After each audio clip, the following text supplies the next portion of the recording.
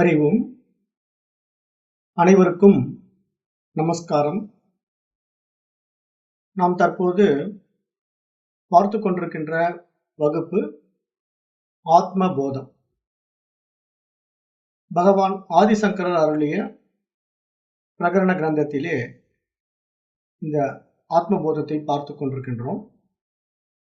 அதிலே கடந்த வகுப்புகள் மூலமாக 48 ஸ்லோகங்கள் வரைக்கும் பார்த்து முடித்தோம்.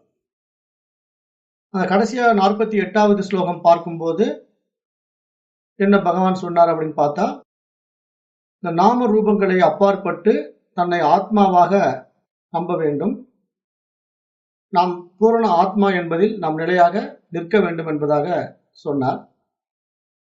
அது எப்படி அந்த ஆத்மாவை காண்கின்றவனுக்கும் மற்றவர்களுக்கும் என்ன வித்தியாசம் அப்படின்னு பார்க்கும்போது, இப்போ ஆத்மாவுக்கு அந்நியமாக காணாதவன் எந்த பொருளை பார்த்தாலும் அதன் மெய்ப்பொருளை மட்டுமே காண்பான் அப்படின்னு சொன்னாரு. அதுதான் உதாரணம் சொன்னோம். சட்டி பானை அப்படின்னு நம்ம பார்க்கும்போது அந்த சட்டிக்கும் பானைக்கும் மெய்ப்பொருள் எதா இருக்குது, உண்மை பொருள் என்ன அப்படின்னா அது மண்ணு தான். அப்ப மண்ணிலிருந்து செய்யப்பட்ட பானைகள் பலவிதமா இருக்கலாம், அதுக்கு பலவித ரூபங்கள் இருக்கலாம், பலவித பெயர்கள் இருக்கலாம். ஆனா அதனுடைய மூலம் என்ன அப்படின்னு பார்க்கும்போது மண்ணு. அந்த உதாரணத்தை எடுத்து பொண்ணுக்கும் நமக்கு சுட்டி காட்டினார் இல்லையா.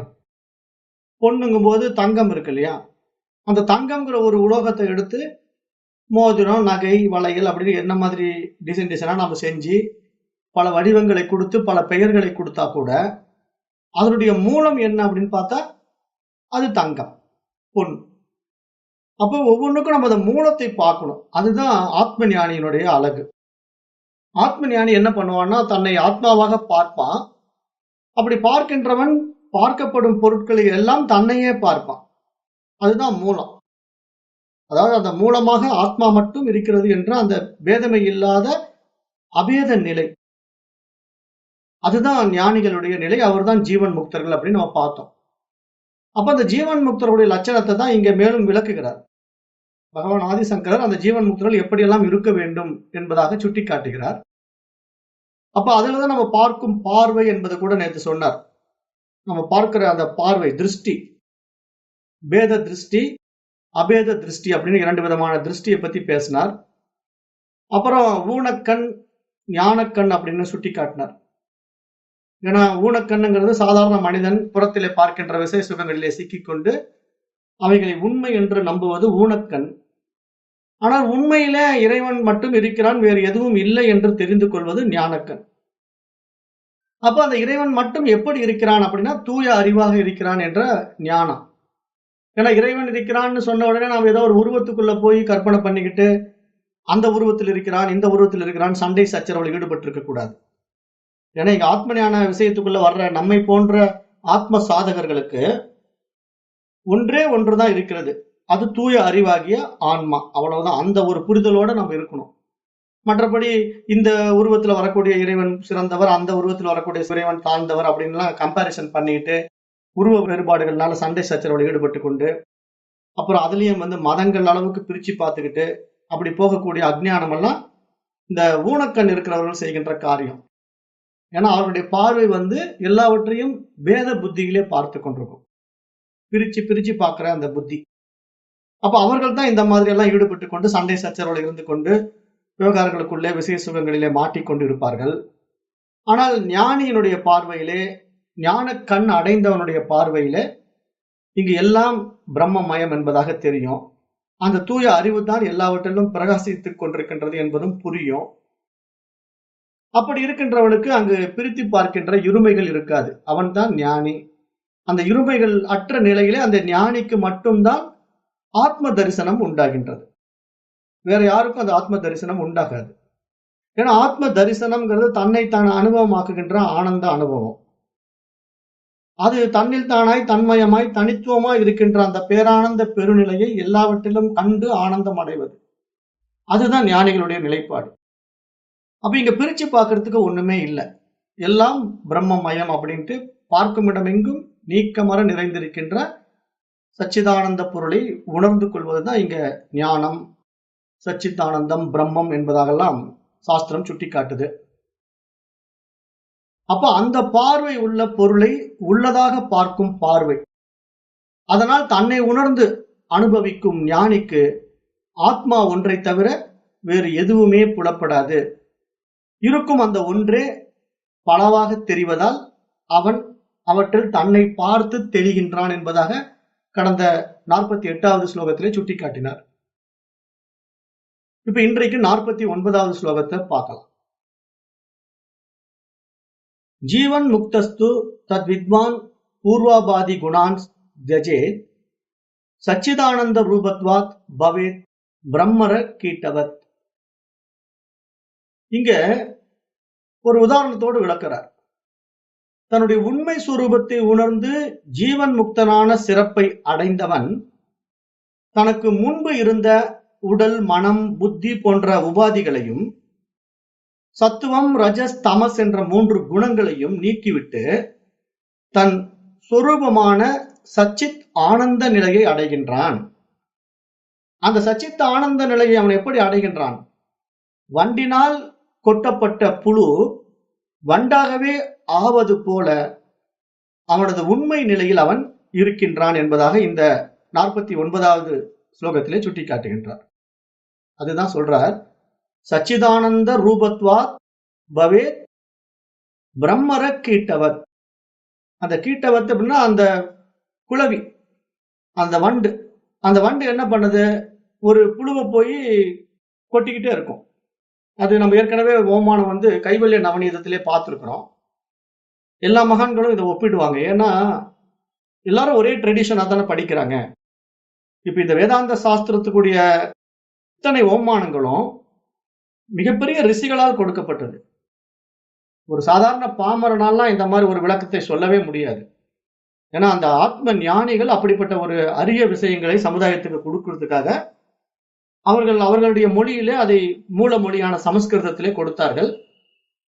அதை பரம்பரையாக படித்துக் கொண்டு வந்த குரு சிஷ்ய பரம்பரையிலே வந்த ஞானிகள் தன்னுடைய சிஷ்யர்களுக்கு அதை எடுத்து புகட்டும் போது அவரவர்களுக்கு தெரிந்த தாய்மொழியிலேயே அதை எடுத்து விளக்கம் கொடுத்தார்கள். அதனால நம்ம தமிழ்ல கைவல்ய நவநீதம் படித்தாலும் சரி, சமஸ்கிருதத்துல ஆத்ம போதம் படித்தாலும் சரி, எல்லாவற்றிலும் இருக்கக்கூடிய அந்த ஓமானங்கள் கிட்டத்தட்ட ஒரே மாதிரி வரும். ஏன்னா எல்லா ஞானிகளும் அதை படித்து புரிந்து அதை எடுத்து கையாளுவார்கள். அப்ப அந்த மாதிரி பார்க்கும்போது இங்க என்ன சொல்ல வர்றாருன்னா, அந்த ஒரு குளவியினுடைய இனம் என்ன பண்ணுதுன்னா, ஒரு புழுவை எடுத்துட்டு கொண்டு போய் ஒரு இடத்துல வைக்கும். வச்சு அதுக்கு ஒரு மண் கூடு கட்டும். மண் கூடு கட்டி அந்த புழுவை அதுக்குள்ள வச்சுட்டு போயிட்டு தினமும் வரும். தினமும் வந்து அந்த புழுவை பார்க்கும், 2 கொட்டு கொட்டும், திருப்பி போயிடும். திருப்பி எதையோ தூக்கிட்டு வரும், திருப்பி அந்த புழு கூட்டுல வைக்கும், திருப்பி அந்த புழுவை 2 கொட்டு கொட்டும், போயிடும். இப்படியே தினந்தோறும் அது வந்து அந்த புழு கிட்ட வந்து பார்த்துட்டு போயிட்டு இருக்கிறது என்ன பண்ணுதுங்கிறது நீங்க கவனிச்சு பாத்தீங்கன்னா, அது தன்னை காட்டி கொடுத்துக்கிட்டே இருக்கும்.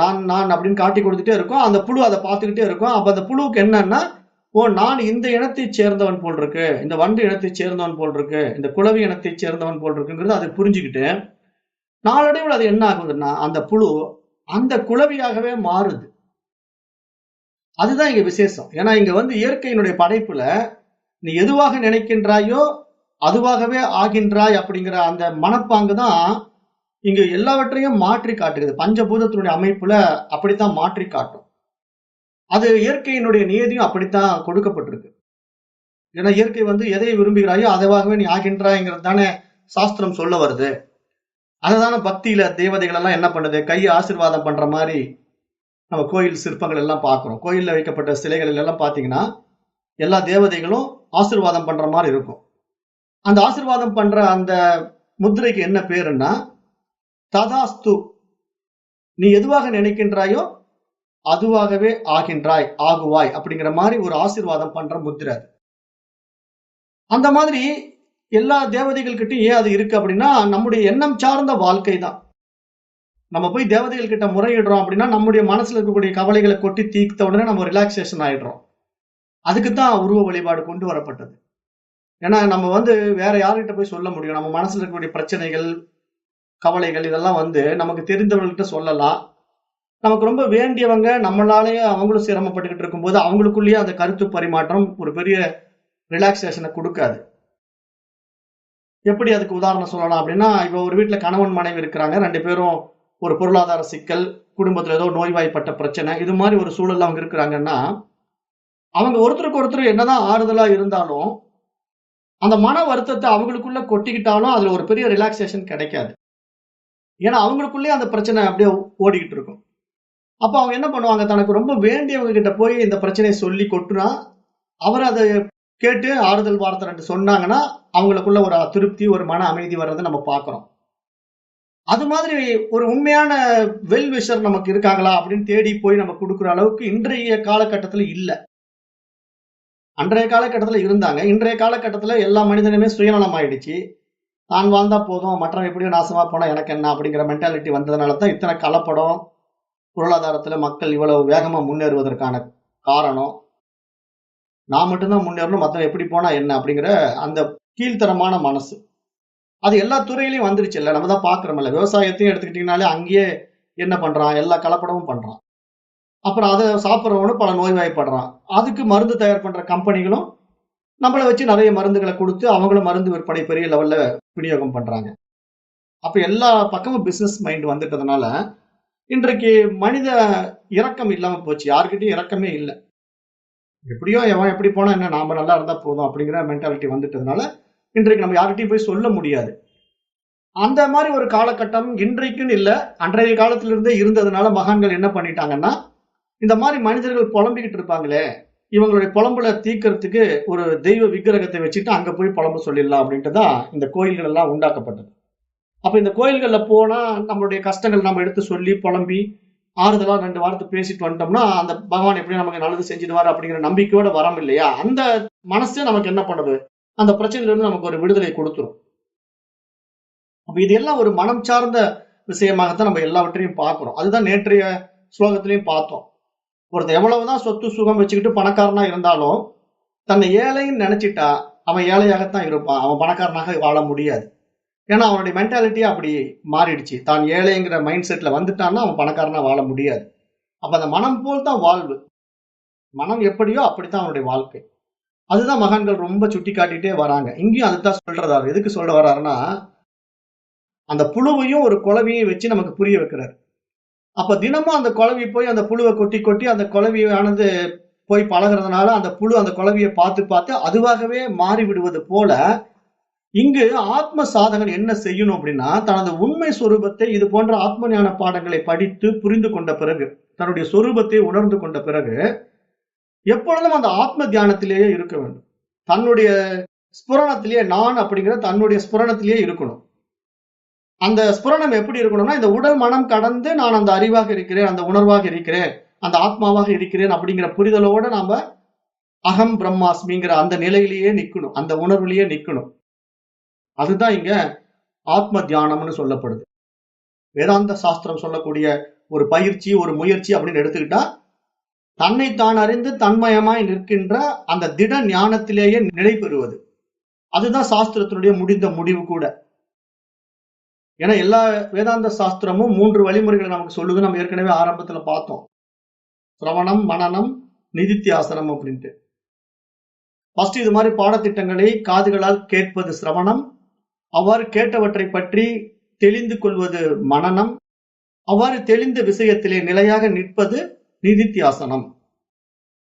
அப்ப நாம அந்த தூய அறிவாகத்தான் நான் இருக்கின்றேன் என்பதை கேட்டு தெளிந்து புரிந்து கொண்ட பிறகு அதிலேயே நாம் நிலையாக நிற்கின்ற அந்த ஆத்ம தியானத்தை நாம் அடைய வேண்டும். அதுவாகவே நாம் இருக்க வேண்டும். அதற்கு நம்முடைய பற்றுக்களை விட வேண்டும். என்ன மாதிரி பற்று? இந்த உடல், மனம், புத்தி போன்ற உபாதிகளையும் விட வேண்டும். நம்மிடத்தில் இருக்கின்ற குணாதிசயங்களாகிய சத்து, ரஜஸ், தமஸ் என்ற 3 குணங்களையும் நீக்க வேண்டும். நீக்கிவிட்டு நம்முடைய உண்மை சொரூபம் என்ன? சச்சித் ஆனந்தம் தான் நம்முடைய உண்மை சொரூபம். அந்த சச்சிதானந்த சொரூபமாக நாம நிலைத்து நிற்க வேண்டும் என்பதுதான் இங்க சொல்ல வருது. இந்த 49வது ஸ்லோகம், ஜீவன் முக்தஸ்து தத் வித்வான் பூர்வாபாதி குணான்ஸ் ஜஜேத் அப்படிங்கிறாரு. குணான்ஸ்னா அந்த 3 குணங்களையும் நீக்குவாயாக அப்படிங்கிறாரு. சத், ரஜஸ், தமஸ். ஏன்னா இங்க சாஸ்திரம் ஃபர்ஸ்ட் ஆரம்பத்துல என்ன சொல்லும்னா 3 குணங்களை பத்தி பேசும்போது, தமோ குணம் எப்படிப்பட்டது, ரஜோ குணம் எப்படிப்பட்டது, சத்துவ குணம் எப்படிப்பட்டதுன்னு சொல்லி புரிய வச்சு நமக்கு இதெல்லாம் நமக்கு தத்துவ போத பாடத்திலே சொல்லிடும். சொல்லி நமக்கு புரிய வைத்து விட்டு இந்த 3 குணங்களிலே மிக உயர்ந்த குணமாகிய சத்துவ குணத்திற்கு மேலோங்க வேண்டும் என்று நமக்கு ஃபர்ஸ்ட் ஆரம்பத்துல சொல்லிக் கொடுக்கும். அப்ப நம்ம ஆரம்பத்துல என்ன பண்ணுவோம்? இந்த தமோ குணத்தை கொஞ்சம் நீக்கிக்கிட்டு ரஜோ குணத்திலேயே நம்ம மனசு போகாம அலைக்கழிக்கிற மனசு இந்த பக்கம் இழுத்து அகமுகமாக திருப்பி அந்த தியானமாக நம்மள பார்க்க ஆரம்பிச்சோம் அப்படின்னா, நம்முடைய மனசு வந்து அந்த அமைதி நிலையை விரும்ப ஆரம்பிச்சு சத்துவ குணத்தை நோக்கி நகரும். சத்துவ குணத்துக்கு மேலோங்கும். அந்த நிலையில நம்ம உயர்ந்து வரவே நமக்கு இந்த மாதிரி ஆத்ம ஞானம் நல்லா உள்ள போய் அது திடமாகும் போது, அதுதான் திட ஞானின்னு சொல்லுது சாஸ்திரம். அந்த மாதிரி திடமாகும் போது இந்த 3 குணங்களையும் கடந்த குணாதீதன் அப்படிங்கிற ஒரு நிலை நமக்கு வரும். அந்த குணாதீதன்கிற நிலையை வந்து பகவத்கீதையும் பேசும். அந்த குணாதீதன்னா அந்த 3 குணங்களையும் கடந்தவன் அப்படின்னு அர்த்தம். அப்ப அந்த 3 குணங்களுக்கும் அப்பாற்பட்ட நிலையில நாம் இருக்கக்கூடியதுதான் இங்க குணம் கடந்த நிலை. அந்த குணம் கடந்த நிலைங்கிறது குணாதீதன்கிற நிலை என்பது நிர்குணஸ்வரூபமாகிய பிரம்ம நிலை. அந்த சச்சிதானந்த நிலை. ஏன்னா பிரம்மத்துக்கு நம்ம என்ன பேர் வச்சிருக்கோம்? நிர்குணம், சர்க்குணம் அப்படின்னு 2 பேர் வச்சிருக்கோம். நிர்குணம்னா எந்த குணங்களும் அற்றது. சர்க்குணம்னா அதற்கு குணங்கள் இருக்கிறது. அப்ப நம்ம ஆரம்பத்துல சர்க்குண நிலையில இந்த உலக விவகாரங்களுக்குள்ள ஈடுபட்டு இந்த மனம்ங்கிற ஒரு கருவியை கொண்டு நம்மை நாம் விசாரித்து அறியும் போது நமக்கு அந்த உண்மை எப்போ புலப்பட ஆரம்பிக்குதோ, அந்த உண்மை நமக்கு தெரிய ஆரம்பிச்சிடுதோ, அப்ப நம்முடைய யதார்த்தத்துக்கு, நம்முடைய உண்மை சொரூபத்துக்கு நம்ம வந்துட்டோம் அப்படின்னா, நம்ம சர்க்குணத்திலிருந்து மீண்டும் நம்முடைய மூலத்துக்கே திரும்பிடுறோம். அதுதான் நம்முடைய நிர்குண நிலைப்பாடு. அப்ப அந்த நிர்குண நிலையில அந்த சச்சிதானந்த நிலையை நம்ம அடைந்து விட்ட பிறகு நமக்கு இனி அடைவதற்கு ஒன்றும் இல்லை. உண்மையிலேயே நம்ம அதுவாத்தான் இருக்கிறோம். புரியாததுனால நம்ம அதை தேடுறோம், அதை தெரிஞ்சுக்க போராடுறோம், அதுக்கான சில பயிற்சிகள் முயற்சிகள் எல்லாம் செய்யறோம். ஆனா இது மாதிரி வேதாந்த சாஸ்திரங்களை படிக்கும் போது மட்டும்தான் அது எப்படி சொல்லி கொடுக்குது? நீ எந்த பயிற்சி எந்த முயற்சி செய்தாலும் அந்த பயிற்சியும் முயற்சியும் உன்னுடைய உடலை சார்ந்துதான் இருக்கும் அல்லது மனதை சார்ந்துதான் இருக்கும். ஆனால் இங்கு உடலுக்கும் மனதிற்கும் அப்பாற்பட்ட அந்த தூய அறிவை பயிற்சியினால் அடைய முடியாது அப்படின்னு சொல்லுது. அப்ப எப்படி நம்ம அடையிறது அப்படின்னு சாஸ்திரத்துக்கிட்ட கேட்கும்போது சொல்லுது, நீ வந்து உன்னை யாருன்னு தெரிந்து கொள்வதற்கு தவறான புரிதல்களை நீக்குவதும் தான் அங்க ஒரே வழி அப்படின்னு சொல்லி கொடுத்துருது. அப்ப தவறான புரிதல்கள் அப்படிங்கிறது என்ன அப்படின்னா, நம்ம சிறு வயதில இருந்தே நமக்கு பெரியவர்களும் மற்றவர்களும் நம்ம வீட்டில் இருக்கிறவங்களும் நமக்கு ஏற்றி வைத்துக் கொண்ட ஏராளமான எண்ண பதிவுகள். எதையோ சொல்லியிருப்பாங்க, அதெல்லாம் நம்ம உண்மையை நம்பிக்கிட்டு ஓடிக்கிட்டு இருப்போம். அது அவர்களுக்கும் தெரியாம நமக்கு சொல்லி வச்சிருப்பாங்க. ஏன்னா இன்றைக்கு பக்தி எல்லாம் அப்படிதான் இருக்கு. நான் நேற்றைய பாடத்துல அதை தானே சொன்னேன். இப்ப இன்றைக்கு குழந்தைகள் எல்லாம் எப்படி தாய்மார்கள் வளர்க்குறாங்க அப்படின்னு பாத்தீங்கன்னா, போய் நந்தி காதுல ஊது, அந்த மாதிரி செய்யி, அப்புறம் எச்சில் இலையில பரண்டு உருளு. இன்னைக்கெல்லாம் பக்தி அப்படிதான் இருக்கு. கோயில்ல போயிட்டீங்கன்னா எல்லாரும் உட்காந்து சாப்பிட்ட பிறகு அந்த எச்சில் இலை இருக்கு பாருங்க, அந்த எச்சில் இலையிலேயே உளுந்து பெறலுவாங்க. ஏன்னா அதுதான் இவங்க பாவம் எல்லாம் கரையுமாமா. அது எவனோ ஒருத்தன் அந்த மாதிரி பில்டப் பண்ணி விட்டுறானுங்க. இந்த சாமியாருங்கெல்லாம் எப்படின்னா கோயில்ல வருமானத்துக்கு வழி பண்ணிக்கணும், ஏன்னா கல்லா கட்டணும், அதுக்கு பக்தர்கள் வந்தா தான் காசு, எப்படியாவது பக்தர்களை கொண்டு வரதுக்கு என்னென்ன புது புது டெக்னிக் இருக்கோ அதை கொண்டு வர சொல்லலாம் அப்படின்னு இவங்களா கற்பனை பண்ணி இது மாதிரிலாம் செய்யறாங்க. இப்படி செஞ்சு செஞ்சு மக்களை வந்து மூடர்களாக மாத்தி கொண்டு இன்னைக்கு இந்து மதம் மாதிரி ஒரு மூடத்தனம் வேற எங்கேயுமே இல்லை. வேற எந்த மதங்களும் இந்த அளவுக்கு மூடத்தனத்துல போல. நம்மளை பார்த்து இப்ப கிறிஸ்டியானிட்டியும் அந்த மூடத்தனத்தை கத்துக்கிட்டு இருக்கானுங்க. இதுதான் இங்க நடந்துகிட்டு இருக்குது. அதனால இப்ப நம்ம என்ன புரிஞ்சுக்கணும்? இதெல்லாம் புரியாம செய்யறது அப்படிங்கறத நம்ம நன்றாக தெரிந்து கொண்டு இது மாதிரி பாதைகள்ல பயணம் பண்ணணும். அதுதான் உண்மையான சனாதன தர்மம் சொல்லக்கூடிய சாஸ்திர வழி. ஆனா இவர்களெல்லாம் இந்த மாதிரி வருமானத்துக்காக இப்படி கோயில்களை ஆக்கிரமிச்சுக்கிட்டு இப்படி எல்லாம் செய்யறாங்க பாத்தீங்களா? இவர்களெல்லாம் படு பாதாளத்துக்கு போயிடுவாங்க. ஏன்னா கர்மா தியரி சும்மா விடாதுல்ல. கர்மா தியரி எல்லாம் என்ன பண்ணும்னா அந்த இழிப்பிறப்புக்கு கொண்டு போயிடும். ஏன்னா புரியாம மற்றவர்களை வந்து தவறான பாதையில வழி நடத்துறதும், பணத்துக்காக மற்றவர்களை வந்து அடிமைப்படுத்துவதும், அவர்களை மூடர்களாக மாற்றி இவன் பகட்டான வாழ்க்கை வாழ்வதும் எல்லாம் வந்து இங்க இயற்கை தண்டிச்சிடும், விடவே விடாது. ஏன்னா அவரவர் வினைவழி அவரவர் அனுபவம் அப்படிங்கிற மாதிரி நம்மை அவன் முட்டாள் ஆக்கிட்டு அவன் நல்லா வாழ்ந்துட முடியுமான்னா அவனும் நல்லா வாழ மாட்டான். அவனுடைய மரணமும் மோசமா இருக்கும், அவனுடைய மறுபிறப்பும் மோசமா இருக்கும். இதெல்லாம் வந்து நிரூபிக்கப்பட்ட உண்மைகள். ஏன்னா நம்ம வாழ்க்கையில பாக்குறோம் இல்லையா, கர்மா தியரிங்கிறத நம்ம எப்படி பாக்குறோம்? பிறக்கும் போதே கை இல்லாம பிறக்கிறான், கால் இல்லாம பிறக்கிறான், முகம் வீங்கி பிறக்கிறான். எத்தனை விஷயங்கள் ஒவ்வொரு உருவத்தையும் நீங்க பாத்தீங்கன்னா கொடூரமா இருக்கிற மாதிரி எல்லாம் மனிதர்கள் பிறக்கிறாங்க. அப்ப அந்த பிறவி எல்லாம் எப்படி அந்த மாதிரி பிறந்து அனுபவிக்கணும். ஏன்னா அவன் அவ்வளவு அயோக்கியத்தனை பண்ணிருக்கிறதுனால அவன் சாப்பிட முடியாம கஷ்டப்படணும், நடக்க முடியாம கஷ்டப்படணும். இதெல்லாம் இயற்கைக்கு தண்டனை கொடுத்து அந்த மாதிரி அவனை வாழ வச்சு பார்க்கும். ஏன்னா அப்பதானே மற்றவர்கள் கஷ்டம் அவனுக்கும் அனுபவம் ஆகும். எல்லாமே அனுபவம் படணும். அப்பதான் மனசு அதுல எக்ஸ்பீரியன்ஸ் கிடைச்சு அமைதியாகும். இல்லைன்னா அமைதி ஆகாது. அதுக்கு தான் பெரியவங்க அந்த காலத்துல என்ன பண்ணுவாங்கன்னா, அடி உதவுற மாதிரி அண்ணன் தம்பி உதவ மாட்டான் அப்படின்னு சொல்லுவாங்க பழமொழி. அந்த அடி உதவுற மாதிரி அண்ணன் தம்பி உதவ மாட்டாங்கிறதுக்கு 2 மீனிங் இருக்கு. ஒரு மீனிங் எப்படி புரிஞ்சுக்கலாம்னா, இறைவனுடைய திருவடி. இறைவனுடைய திருவடி உதவுவது போல நம்முடைய உற்றார் உறவினர்கள் கூட உதவ முடியாது. அதுக்கு தான் அது உண்மையான அர்த்தம். அடி உதவுற மாதிரி அண்ணன் தம்பி உதவ மாட்டான் அப்படின்ட்டு. ஆனா நாம என்ன நினைச்சுக்கிறோம், அடிச்சாதான் அவன் திருந்துவான் அப்படிங்கிற மாதிரி நம்ம நடைமுறை எடுத்துக்கிட்டு அடிக்கிறோம் இல்லையா? அது மாதிரி சில விஷயங்கள் மருவி நம்ம இடத்துல பரப்பப்பட்டிருக்கு. ஆனா இங்க உண்மையான அடி என்னன்னா, இறைவனுடைய திருவடியை பற்றாதவர்களுக்கு வாழ்க்கையில் விழுகின்ற அடி அந்த இறைவனுடைய திருவடியை பற்ற வைக்கும். இதுதான் விஷயமே. ஏன்னா இங்க அடிங்கிற ஒரு விஷயத்த 2 விதமா பார்க்கலாம். இறைவனுடைய திருவடி வாழ்க்கையில விழுகின்ற அடி, தர்ம அடி. அப்ப அந்த தர்ம அடிங்கிறது இன்னொருத்த கையிலயோ அல்லது கால்லயோ நம்மள அடிக்க வேண்டியது இல்ல. நம்முடைய வாழ்க்கையில வரக்கூடிய கஷ்டங்கள் இருக்கு பாருங்க, அந்த அடியே நம்மளை இறைவனை நோக்கி திருப்பும். பெரும்பாலும் ஆன்மீக விஷயத்துல வர்றவங்க எல்லாம் நீங்க பாத்தீங்கன்னா நிறைய கஷ்டத்துலதான் ஆன்மீக விஷயத்துக்கே வருவாங்க. சொகுசா வாழ்ந்துட்டு இருக்கிறவன் எவனாவது ஆன்மீகத்துக்கு வருவானா? அதுக்குதான் நானே ஏற்கனவே சொன்னேன். அதாவது சொர்க்கம் அப்படிங்கிற ஒரு நிலைப்பாடு இருக்கு இல்லையா? நம்முடைய சாஸ்திரமே சொல்லுது சொர்க்கம், நரகம், வைகுண்டம், கைலாசம் அப்படின்ட்டு. அப்ப இதெல்லாம் எங்க இருக்கு அப்படின்னு பார்த்தா பூமியிலேயே தான் இருக்கு. இப்ப சொர்க்கம் அப்படின்னா இப்ப நம்ம பெரிய ஆடம்பரமான வாழ்க்கை, பங்களா, அரண்மனை, அப்படியே லக்ஸூரியஸ் லைஃப், காரு, 4 பொம்பளைங்க வேலைக்கு, அப்புறம் எல்லா வசதி வாய்ப்புகளோட வாழக்கூடிய வெளிநாட்டினர்கள் எல்லாம் நீங்க பாருங்க. அவன் என்னைக்காவது கோயில் எல்லாம் போவானா? எங்கேயும் போக மாட்டான். அவன் எப்ப பார்த்தாலும் பிசினஸ் மைண்டு. பணம் பணம் பணம், லக்ஸூரியஸ் காரு, பங்களா, சொகுசு வாழ்க்கை, தண்ணி, பெண்ணு, இந்த மாதிரி எல்லா சுகபோகங்களும் அனுபவிச்சுக்கிட்டு ஆனந்தமா இருப்பான்.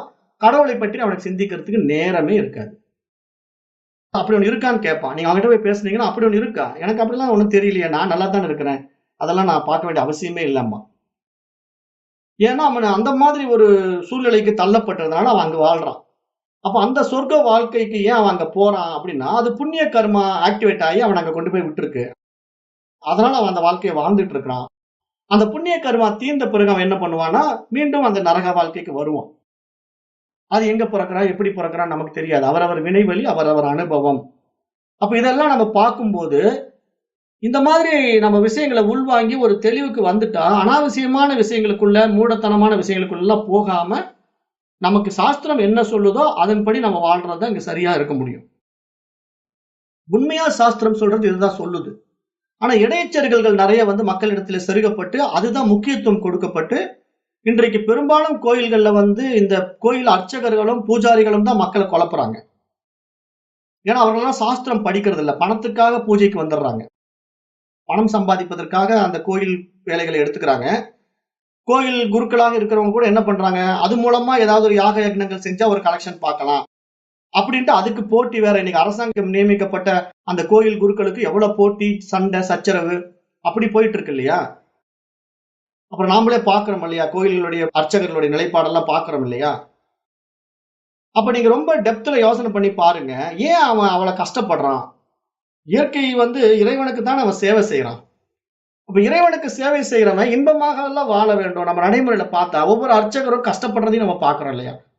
அப்ப எதனால இந்த அர்ச்சகருக்கு இந்த நிலை அப்படின்னு பார்த்தா, அதுதான் வினை பயன் அப்படின்னு சொல்றது.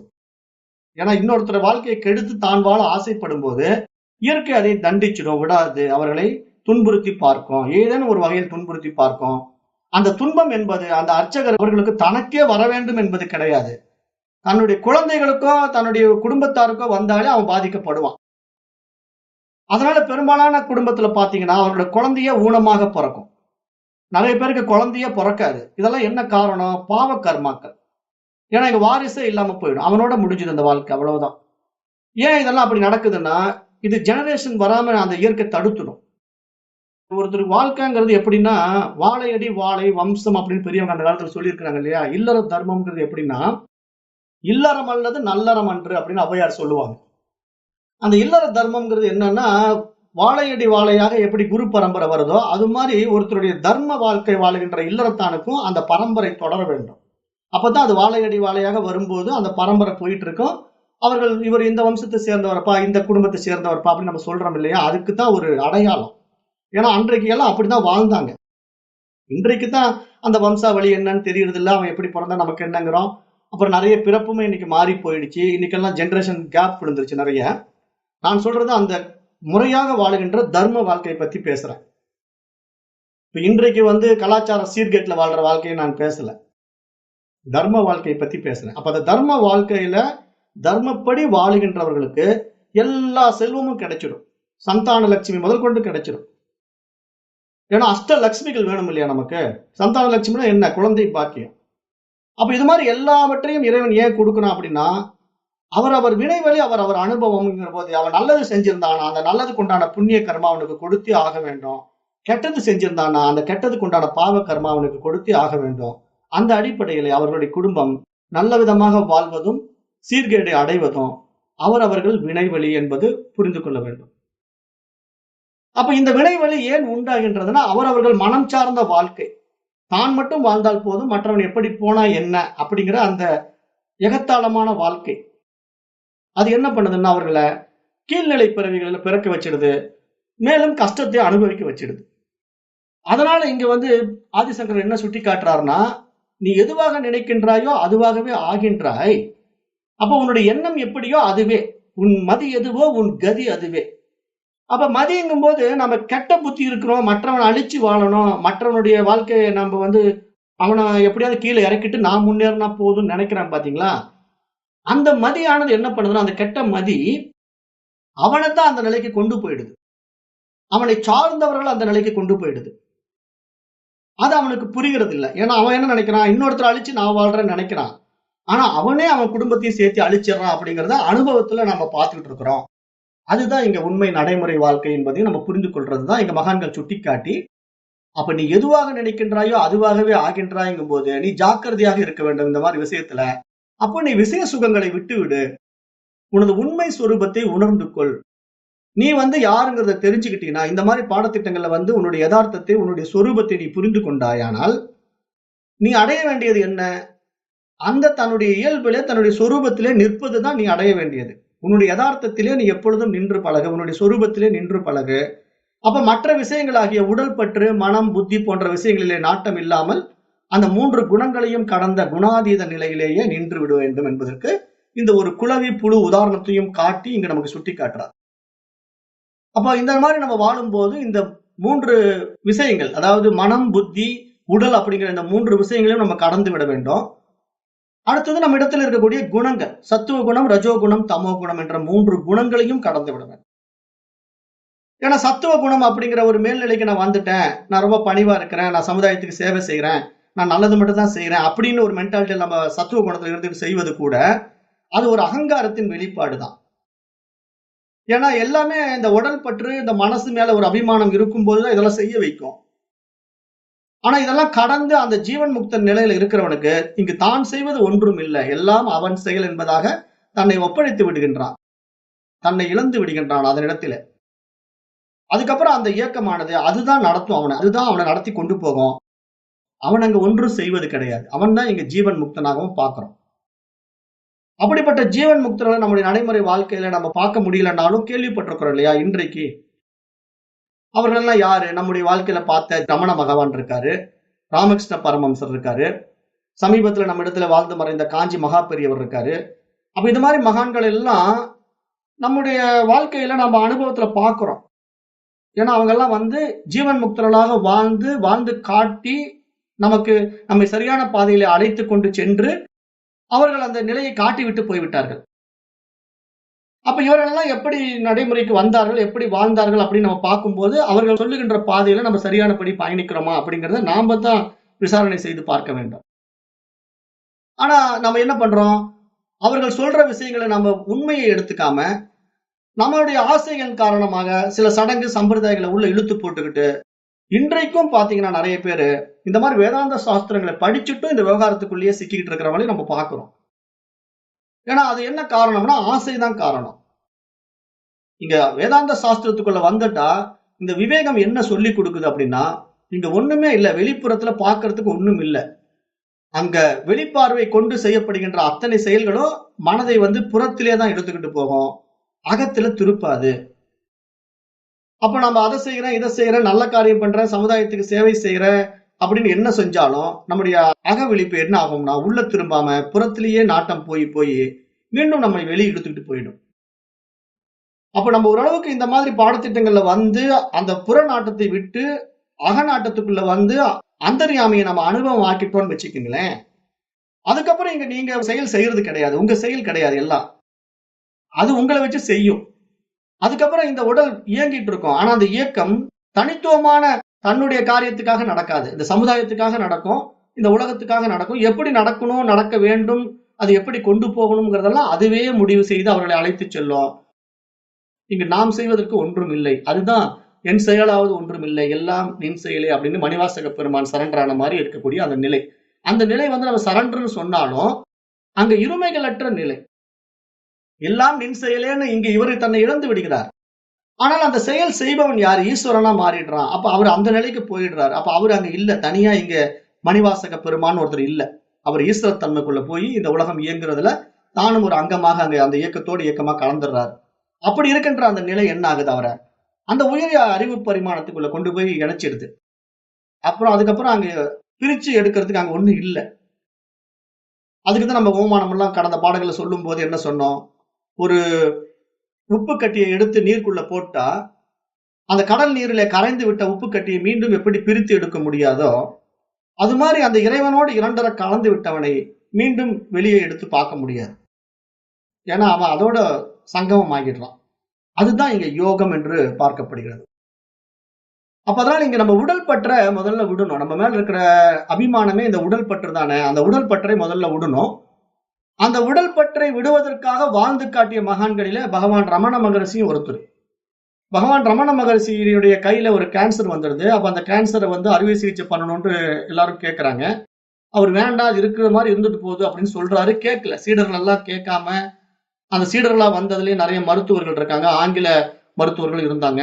அவங்க எல்லாம் வந்து பாத்தீங்கன்னா டிவோட்டிஸா இருக்கிறதுனால அவங்க வந்து இவரை அடம் பண்றாங்க. நீங்க வந்து இதை செஞ்சுக்கணும், ஏன்னா கேன்சர் கட்டி பெருசானா நாளைக்கு உங்க உயிருக்கு ஆபத்தாயிடும் அப்படி இப்படின்னு அவரை ரொம்ப தொந்தரவு பண்ணி அவர் ஆபரேஷன் பண்றதுக்கு ஒப்புக்கு வச்சுட்டாங்க. அவருக்கு உடல் பற்றே இல்ல.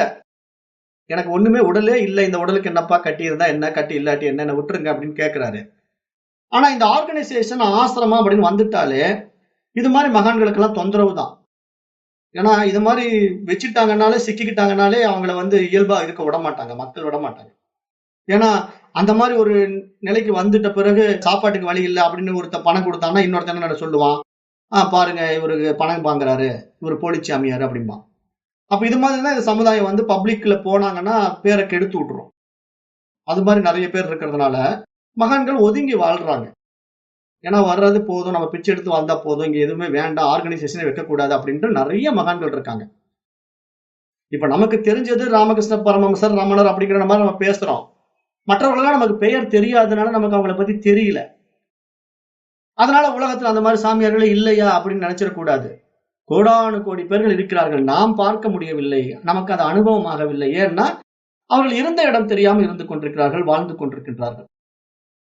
ஏன்னா அவர்கள் வெளியே வர வேண்டிய அவசியம் இல்லை. சமுதாயத்துல வந்தாங்கன்னா அவங்க ஏதாவது ஒரு ஆர்கனைசேஷன் ஸ்டார்ட் பண்ணிட்டாங்கன்னா, ட்ரஸ்ட் ஃபார்ம் பண்ணிட்டாங்கன்னா மணி மைண்டடா மாறிட்டாங்கன்னு சமுதாயம் அவர் முத்திரை குத்திடும். அதுக்கப்புறம் என்ன ஆயிடும்? அவரை வந்து ஒரு போலிச்சாமியார்னு பட்டம் கட்டிடும். அப்புறம் அவர் சொல்ற கருத்துக்களும் இங்க எடுபடாது. அப்புறம் அவர் என்னதான் உண்மை பேசினாலும் உலகம் ஒத்துக்கொள்ளாது.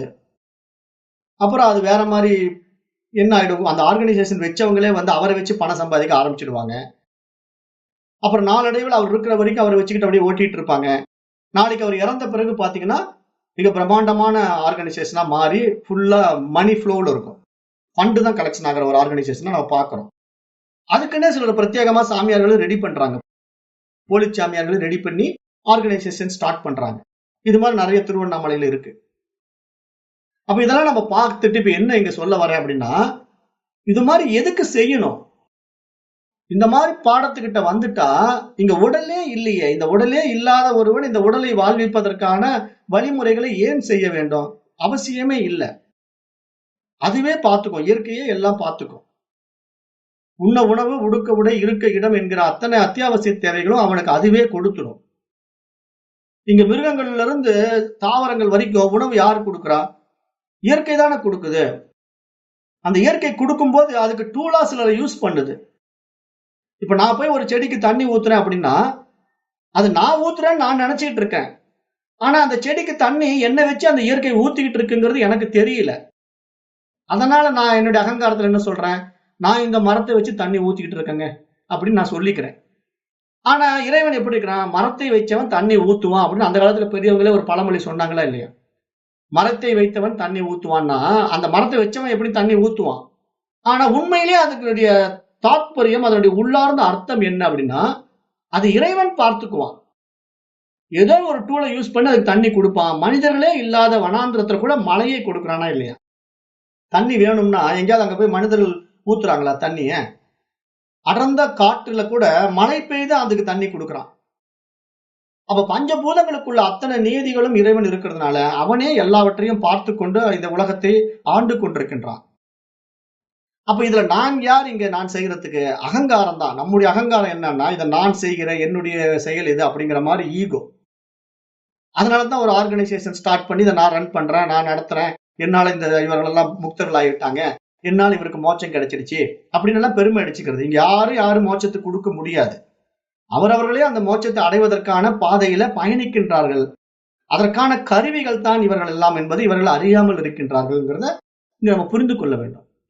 அந்த வகையில இப்ப இந்த உடல் பற்று இல்லாமல் வாழ்ந்த பகவான் ஸ்ரீரமணருக்கு அந்த ஆபரேஷன் நடக்குது. அப்ப அந்த ஆபரேஷன் கையில செய்யறாங்க. டாக்டர் வந்து உங்களுக்கு மயக்க ஊசி போட்டுறோம். ஆபரேஷன் பண்ணும்போது உங்களுக்கு வலி தாங்க முடியாது அப்படின்னு சொல்றாங்க. ரமண மகரிஷி என்ன சொல்றாருன்னா, வேண்டாம் எனக்கு மயக்க ஊசி எல்லாம் வேண்டாம். நீங்க அப்படியே பண்ணுங்க அப்படிங்கிறாரு. அப்படி பண்ணா நீங்க தாங்க மாட்டீங்க, கஷ்டப்படுவீங்க அப்படின்னா, இந்த உடம்பே இல்லங்கிறேன். நீங்க என்ன தொந்தரவு பண்ணிட்டே இருக்கீங்க. நீங்க பண்ணுங்க பரவாயில்ல அப்படின்றாரு.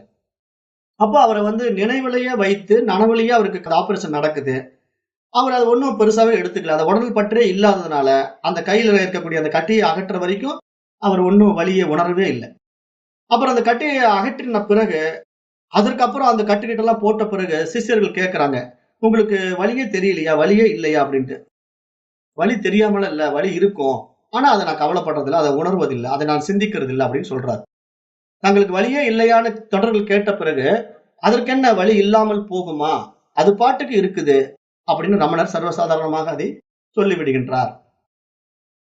அப்போ அத்தகைய ஒரு பொருட்படுத்தாத மனோநிலை நம்மிடத்திலேயும் வர வேண்டும் என்பதாக இங்கு சுட்டிக்காட்டுகிறார்.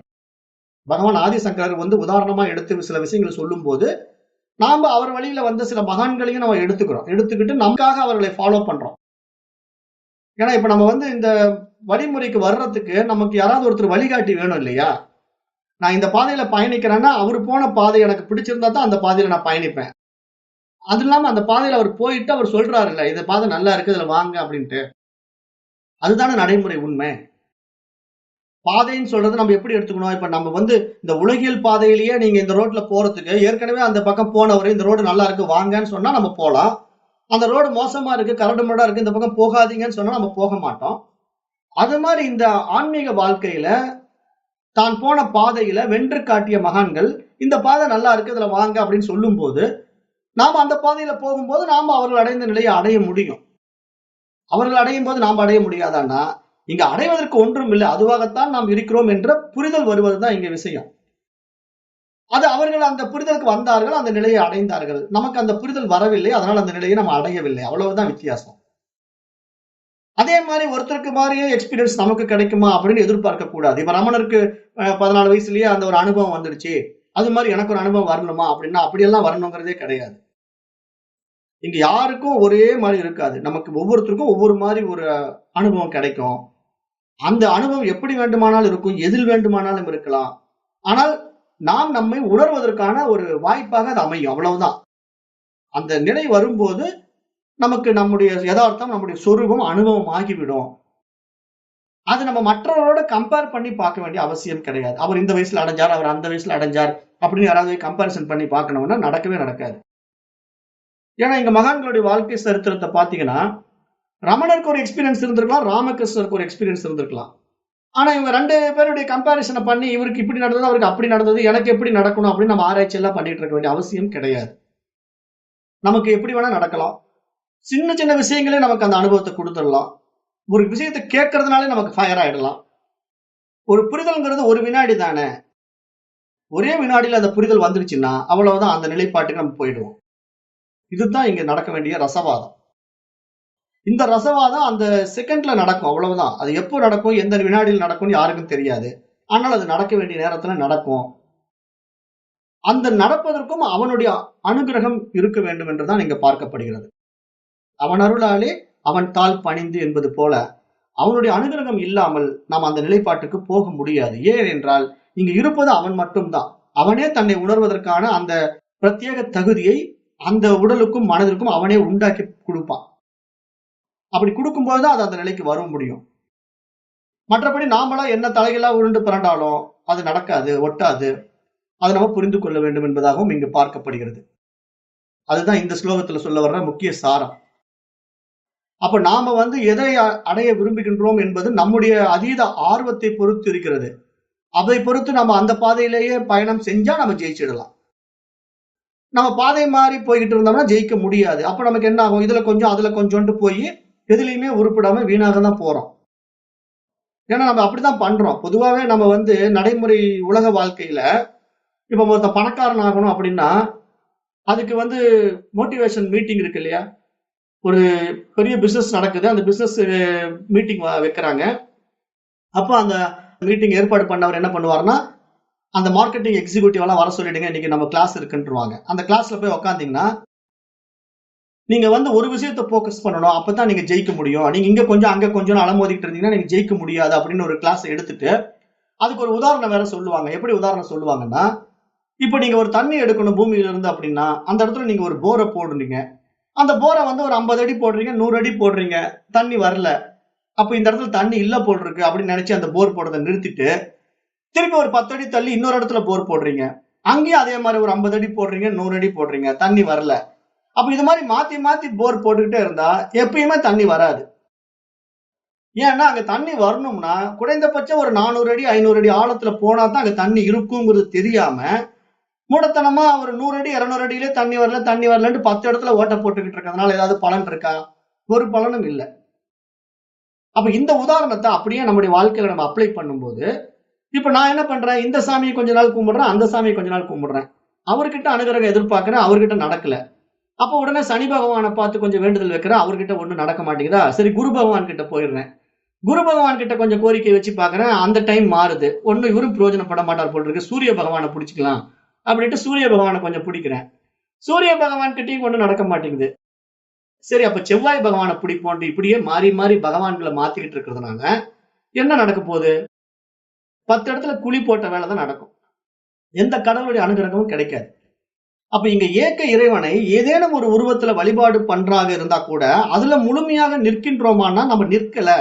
ஏன்னா இன்றைக்கு நம்ம அப்படி மாற்றப்பட்டு விட்டோம். இன்றைக்கு நம்ம எப்படி நம்முடைய ஆன்மீகம் போயிடுச்சு அப்படின்னா, கடவுள்களுடைய சிலையை கூட பூதாகரமா மாத்தினா தான் இன்னைக்கு கூட்டம் போகுது. சும்மா நீங்க ஒரு 2 அடி 1 அடியில கடவுள் சிலையை வச்சு வணங்கி பாருங்க, வரமாட்டான். ஒரு 100 அடி 50 அடியில ஒரு பிரம்மாண்ட சிலையை கட்டிடுறான். அப்படி கட்டினவன அந்த பிரம்மாண்டத்தை பாக்குறதுக்கு கூட்டம் அலமோதுது இல்லையா. அப்படித்தானே நம்ம இன்னைக்கு எல்லா கோயில்கள்லயும் பாக்குறோம். எந்த கோயில்ல நீங்க பாத்தீங்கன்னா இப்ப லேட்டஸ்ட் ட்ரெண்ட் என்ன அப்படின்னா, ஒரு கோயில்ல இன்னைக்கு எவ்வளவு பிரம்மாண்டமா சிலை வைக்க முடியும். அம்பாள் சிலை அப்படியே கீழ இருந்து பார்த்தாங்கன்னா தலை தூக்கி பாக்குற மாதிரி ஒரு பிரம்மாண்ட சிலை இருந்தா இதுதான் அம்பாள், சக்தி வாய்ந்த அம்பாள். சோ சின்னதா இருந்தா இந்த அம்பாள் சக்தி பத்தாது அப்படிங்கிற மைண்ட் செட் ஆயிடுச்சு இன்னைக்கு. அப்ப அதனால இன்னைக்கு பாத்தீங்கன்னா பெரிய பெரிய முருகன் சிலை, பெரிய பெரிய அம்பாள் சிலை, பெரிய பெரிய சிவன் சிலை அப்படி வச்சு இன்னைக்கு ட்ரெண்ட் போயிட்டு இருக்கிறதுனால இப்படி ஒரு கூட்டம் அலமோதுறதை நம்ம பார்த்து நாமும் கொஞ்சம் விழிச்சுக்கணும். ஏன்னா இங்க இப்படி எல்லாம் ஒண்ணுமே இல்லை. இந்த மாதிரி வெளியே ஏதேனும் ஒரு விஷயத்தை எவனாவது ஒருத்த புரளி கிளப்பி விட்டுட்டானா அதை புடிச்சுக்கிட்டு ஓடிக்கிட்டு இருக்கிற அந்த அஜ்ஞானம் நம்ம இடத்துல இருந்து விலக வேண்டும் என்பதாக பார்க்கப்படுது. அப்ப எதுக்கு இதை நான் இப்படி சொல்ல வரேன் அப்படின்னா, அந்த புரிதலற்ற தன்மை, இந்த நாட்டம் புறத்திலே போக போக மனசானது இது மாதிரி புற விருத்திகள்லயே ஆர்வத்தை காட்டி காட்டி இந்த மாதிரி வெளி விவகாரங்களுக்குள்ளேயே போய் போய் இன்னொருத்த எப்படி போனா என்ன, நான் வாழ்ந்தா போதும் அப்படிங்கிற சுயநல மனப்பான்மை மேலோங்கி அந்த மனிதன் என்ன ஆயிடுறான், பயனற்ற வாழ்க்கையை வாழ்ந்து வீணாக போகின்றான். வந்த வேலையை முடிக்காமையே வாழ்க்கையை முடிச்சுக்கிறான். அப்ப அது மாதிரி நம்ம தேடும் போது இந்த மாதிரி பாதை மாறி மாறி பயணம் செய்தோம்னா நம்ம அடைய வேண்டிய இலக்கை அடைய முடியாது. ஒரு ஊருக்கு போய் சேரணும்னா அந்த ஊருக்கு போற சரியான பாதையில நம்ம பயணம் பண்ணா அதனுடைய இலக்கை நம்ம சரியான நாட்கள்ல சரியான நேரத்துல போய் சேர முடியும். இப்ப இங்க இருந்து நம்ம டெல்லிக்கு போறோம் அப்படின்னா அந்த டெல்லிக்கு உண்டான பாதை எதுன்னு கேட்டுக்கிட்டு சரியா பயணம் பண்ணா பரவாயில்ல. நம்ம டெல்லிக்கு போறதுக்கு ஆப்போசிட் ரூட்ல பயணம் பண்ணிட்டு இருந்தோம்னா என்னைக்கு நம்ம திரும்பி வந்து திருப்பி டெல்லிக்கு போறது? அதுக்கு டைம் பத்துமா? அதுக்கு காலம் இருக்குமான்னு சொல்ல முடியாது இல்ல. அப்ப அது மாதிரி இங்க நமக்கும் ஆயுள் இருக்குமான்னு சொல்ல முடியாது இல்ல. அது மாதிரி இங்க நம்முடைய ஆயுள் காலம் முடிஞ்சிடும். நம்ம பாதை மாறி பயணம் பண்ணி திரும்பி வந்து பாக்குறதுக்குள்ள பிறவி முடிஞ்சிடும். அடுத்த பிறவிக்கு தான் என்ன பார்க்கணும். அடுத்த பிறவில இந்த மாதிரிலாம் வாய்ப்பு கிடைக்குமான்னு சொல்ல முடியாது. ஏன்னா மனம் பக்குவப்படாத நிலையில ஆசைகள்ல சிக்கிக்கிட்டு இருக்கிற மனசு அடுத்த சம்ஸ்கார பதிவுகளை தூக்கிட்டு வந்து வேற மாதிரி வாழ்க்கையை வாழும். அப்ப இந்த மாதிரி புரிதல் இல்லாத ஒரு நிலையை நம்ம உண்டாக்கி கொள்ளக்கூடாது. இந்த இடத்துல தான் நம்ம விழித்துக் கொள்ள வேண்டும் என்பதாக மகான்கள் சுட்டிக்காட்டி, நீ அந்த ஆத்ம தரிசனத்திலேயே அந்த ஆத்ம ஞானத்திலேயே நின்று பழகுவாயாக. அதை விட்டு வேற பாதைகளே போகாதே, புறத்திலே நாட்டம் வைக்காதே என்பதாக ஆழமாக இந்த 49வது ஸ்லோகத்திலே சுட்டிக்காட்டுகிறார். அதை நம்ம நன்றாக உள்ள வாங்கிக்கணும். ஏன்னா நம்ம அந்த நிலைக்கு போயிட்டோம் அப்படின்னா நாம வாழ்றதுக்கெல்லாம் ஒண்ணும் பயப்பட வேண்டியதில்லை. அதுவே எல்லாம் நம்மளை வாழ வச்சிடும். நம்ம உடல் மேல பற்று இருக்கிறதுனால தான் எனக்கு எங்க சாப்பாடு கிடைக்காதோ, குடும்பம் நடக்காம போயிடுமோ அப்படின்லாம் பயப்படுறோம். நீங்க அந்த ஏகத்துவ அறிவுக்கிட்ட ஒட்டுமொத்தமா உங்களை ஒப்படைச்சிட்டீங்கன்னா, மரத்தை வச்சவன் தண்ணி ஊத்துவாங்கிற மாதிரி நமக்கு தேவையானதை அது பார்த்துக்கும். இந்த உடம்புக்கும் இந்த உடம்பை சார்ந்த உறவுகளுக்கும் அது பார்த்துக்கும். ஏன்னா அதையெல்லாம் அதுதானே உருவாக்கி இருக்கு. நாம தெரியாம அதுல போய் பூந்துக்கிட்டோம் மாட்டிக்கிட்டோம் அப்படின்னு நம்ம சொன்னாலும் எல்லாமே அந்த ஈஸ்வர காரியமா நீங்க பார்க்க ஆரம்பிச்சிட்டீங்கன்னா அதுக்கு அவன் பொறுப்பாளி ஆயிடுறான். ஈஸ்வர தன்மைக்குள்ள போகும்போது ஈஸ்வரன் அதுக்கு கர்த்தா ஆயிடுறான். இங்க நான் கர்த்தா கிடையாது, நான் போக்தா கிடையாது. இங்க எல்லாமே கர்த்தா போக்தா வந்து ஈஸ்வர தன்மைக்குள்ள ஒப்படைச்சிட்டோம்னா இங்க நான்கிற தனித்துவத்தை நான் இழந்து விட்டேன் என்றால் இங்க நானுங்கிற ஒருத்தன் இல்ல. அப்ப என்னுடைய வாழ்க்கை வாழ்றது அவன் தான். அப்படிங்கும் போது அப்படிப்பட்ட ஞானிகளுடைய வாழ்க்கைய அது பார்த்துக்கும். அது அவர்களை வெளியே கொண்டு வந்து காட்டும், எக்ஸ்போஸ் பண்ணும். அப்படி பண்ணப்பட்ட மகான்கள் நிறைய பேர் இருக்காங்க. அப்படி எக்ஸ்போஸ் ஆக விரும்பாத மகான்கள் நிறைய பேர் இருக்கிறாங்க. ஆனா அவர்கள் யாரும் எங்கும் வீணாக போவதில்லை. அவர்கள் வந்த வேலையை முடிச்சிட்டு போயிடுறாங்க. அதுதான் இங்க விஷயம். அதை நம்ம புரிந்து கொண்டு நாமளும் அந்த பாதையில பயணிக்க வேண்டும் என்பதாக இந்த 49வது ஸ்லோகம் சுட்டிக்காட்டுது. அடுத்தது 50வது ஸ்லோகத்துல என்ன சொல்றாருன்னு பார்ப்போம். தீர்த்வா மோகார்ணவம் ஹத்வா ராக தேசாதி ராட்சசான் யோகி சாந்தி சமாயுக்த ஆத்மா ராமோ விராஜதே அப்படிங்கிறார். இந்த 50வது ஸ்லோகம் என்ன சொல்ல வருதுன்னா, அத்தியாத்ம ராமாயணம் அப்படிங்கிற ராமாயணம் இருக்கு இல்லையா, நம்முடைய இதிகாசங்கள். ராமாயணம் மகாபாரதத்துல ராமாயண கதையில வந்து ராமன் சீதா அனுமான் அப்படிங்கிற ஒரு கேரக்டர்லாம் எப்படிங்கிறது நம்ம எல்லாருக்கும் தெரியும். ஏன்னா நம்ம எல்லாருமே ராமாயணம் படிச்சிருக்கிறோம். இப்ப இந்த ஸ்லோகம் அந்த ராமாயண கதையை எப்படி நம்ம இடத்துல கொண்டு வந்து சேர்த்துதுங்கிறது இங்க பார்ப்போம். இப்போ 50வது ஸ்லோகம், மோகம் எனும் கடலை தாண்டி வந்து முண்டு எழுகின்ற ஆசை கோபம் முதலான அரக்கர்களை முற்றிலுமாக அழித்து யோகியானவன் அமைதியுடன் ஆத்மாவிடத்தில் ஒன்றி ஆனந்தத்தை அடைந்தவனாகி ஒளி வீசுபவனாய் இருக்கின்றான் என்பதாக இந்த 50வது ஸ்லோகம் சுட்டிக்காட்டுது. இந்த 50வது ஸ்லோகம் சொல்ல வர்ற விஷயம் என்னன்னா, ஆத்மா ராமனாக இருக்கின்றான். அந்த ஆத்மாவிடத்திலேயே ஒன்று விடுகின்றான். அவன் எப்படி ஒன்று விடுகின்றான்? மோகம் எனும் கடலை தாண்டிறான். ஆசைகள் இல்லை அவனிடத்துல. அவனிடத்துல இந்த காமம், குரோதம், லோபம், மோகம், மதம், மாச்சரியம் என்ற எந்த பற்றும் இல்ல. 3 குணங்களும் இல்ல. சத்துவம், ரஜஸ், தமஸ் என்ற 3 குணங்களும் இல்ல. உடல், மனம், புத்தி போன்ற அந்த கரணங்களும் இல்ல. அப்ப அந்த கரணம் இல்ல, புறக்கரணம் இல்ல, உடலும் இல்ல. அப்படிப்பட்ட ஒரு நிலையில அவனுக்கு என்ன வரும்? ஆசையும் இல்ல, கோபமும் இல்ல. அவனே இல்லங்க. அப்படிப்பட்ட ஒரு நிலையில் அவன் என்னவாகிறான்? அந்த ஆத்மா ராமனாகி விடுகின்றான். ஆத்மா ராமன் அப்படின்னா அந்த ஆத்மாவாகவே ஆகிவிடுகின்றான். அந்த ஆனந்தத்தை அடைந்தவனாகி ஒளி வீசுபவனாக இருக்கின்றான்.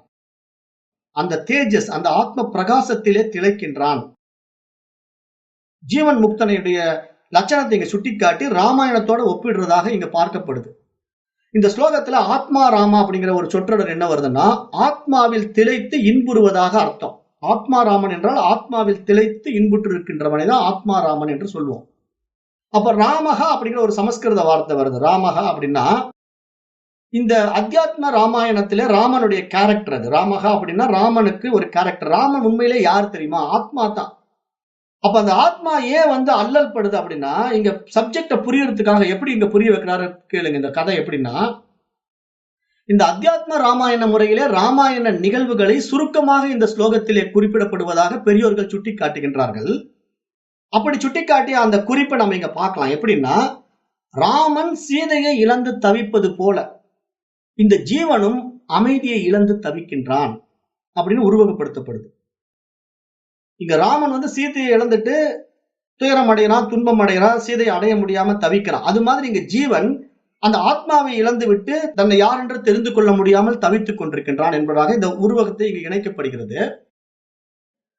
அதன்படி விருப்பு வெறுப்பு எனும் வாசனைகளாகிய அரக்கர்களினாலே, இப்போ அந்த வாசனைகள்னா என்ன? நம்மிடத்தில் இருக்கக்கூடிய அந்த விருப்பு வெறுப்பு என்ற இருமை எண்ணங்கள், அதான் காமம், குரோதம், லோபம், மோகம், மதம், ஆச்சரியம் என்ற அத்தனை கெட்ட விஷயங்களும் அரக்கர்களாக நம்ம இடத்துல இருக்குது. அந்த அரக்கர்கள் இடத்துல மோகம் எனும் கடலின் நடுவிலே அமைதி எனும் சீதை சிறை வைக்கப்பட்டிருக்கிறார். அப்ப இங்க சீதையை எப்படி ஓமானப்படுத்துறாருன்னா அமைதியாக ஓமானப்படுத்துறார். சாந்திங்கிற முறையில இங்க சொல்லப்படுது. சீதைக்கு சாந்தி அப்படிங்கிற நிகழ்வு அதுதான் இங்க சொல்றாரு. யோகி சாந்தி சமாயுக்த ஆத்மாராமோ விராஜதி அப்படிங்கிறாரு. அப்ப சீதை இங்க அமைதி நிலையில் இருக்கிறாள். அவள் எப்படி சிறை வைக்கப்பட்டிருக்கிறாள்? பல அரக்கர்களின் நடுவிலே சிறை வைக்கப்பட்டிருக்கிறாள். அந்த அமைதி ஸ்வரூபமே ஆன சீதையினுடைய நிலைப்பாடு எங்க போய் சிக்கிக்கிட்டு இருக்குது? அரக்கர்கள் நடுவிலே சிக்கப்பட்டிருக்கு. அதுதான் இப்ப நம்முடைய நிலையும். இப்ப நாம் அமைதியே உருவான அந்த ஆத்மஸ்வரூபம் தான். ஆனா நாம எங்க போய் சிக்கிக்கிட்டு இருக்கிறோம்? பல்வேறு எண்ணங்களிலே சிக்கி சின்ன பின்னமாகி கொண்டிருக்கிறோம். அந்த அரக்கர்கள் நம்மை துன்புறுத்தி கொண்டிருக்கிறார்கள். அந்த எண்ணங்கள் என்ற பல்வேறு அரக்கர்கள் நம்மை துன்புறுத்தி கொண்டிருக்கிறார்கள். அப்போ நாம் அதிலிருந்து விடுபட முடியாமல் சிறை வைக்கப்பட்டிருக்கிறோம். இப்போ அந்த தொலைந்து போன சீதையின் இருப்பிடத்தை கண்டுபிடித்த ஆஞ்சநேயர் போல இங்கு குரு வருகின்றார். ஆஞ்சநேயர் போல இங்கு குரு ஒருவர் வருகின்றார்.